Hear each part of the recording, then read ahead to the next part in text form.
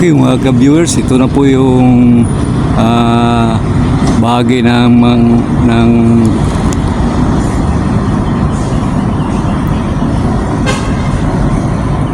okay mga ka-viewers, isang magandang umaga na naman sa atin, no? Ito naman tayo sa Davao Beach Club. Ayan, kuha tayo ng panibagong update ngayon. Itong bahagi ito mga ka-viewers ko, ito na po yung dulo, malapit na ito sa kanto. Yan na po, itong parting ito, yan may mga poste pa ito na hindi natapos, katulad nyo na nakita natin mga ka-viewers ko. Yan, poste pa yan. Yan na po, at saka dyan banda, ayan po mga ka-viewers ko, dyan ginagawa yung kulom. Yan, saka yung pangmating ng pusti. Ayan na po mga ka-viewers ko. Yan ang materialis niyan para doon sa dagat.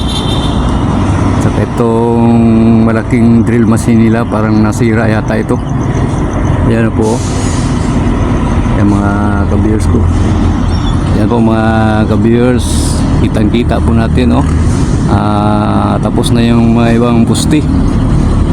Girder na lang yata ang kulang nito. Yan mga ka-viewers ko. Okay, sana magustuhan itong video kong ito. Paki-subscribe na lang po mga ka-viewers ko, saka pakipindot ng notification bell, at saka salin nyo na rin yung like and share para updated kayo sa lahat ng videos na gagawin ko. Okay mga ka-viewers, punta tayo sa ibang area. Doon naman tayo magkuha ng video.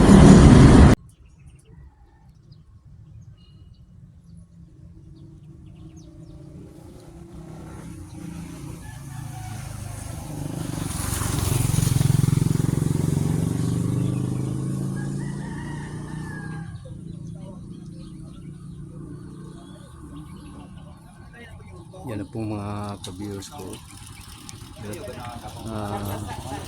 Pinabkab na nila yung butas at binutasan na nila mga ka-viewers ko, kasi may nakabaon dyan na mga pusti. Yan, tapos lagyan na nila yan ng mating para buhusan, kagaya nito. Yan. Yan, napakapulido ng trabaho nila mga ka-viewers ko. Yan po, yun ang mga natapos na poste mga ka-viewers ko. Yan na po.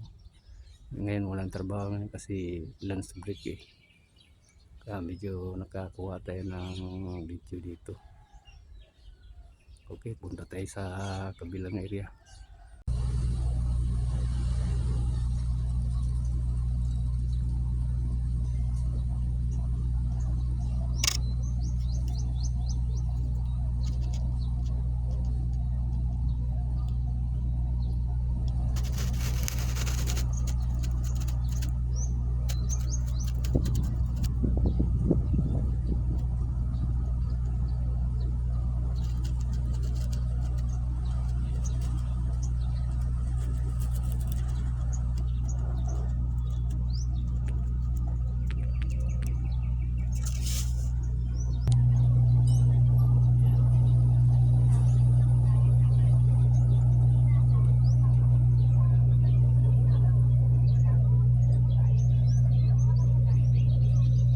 Ito na po yung trabaho nila.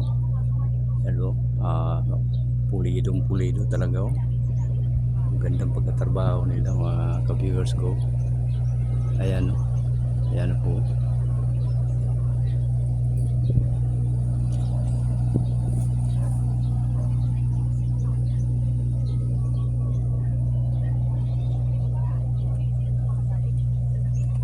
Yan, puste na naman ito. Yan po. Yan po mga ka-viewers ko. Ito na po yung natapos na puste. Ayan o.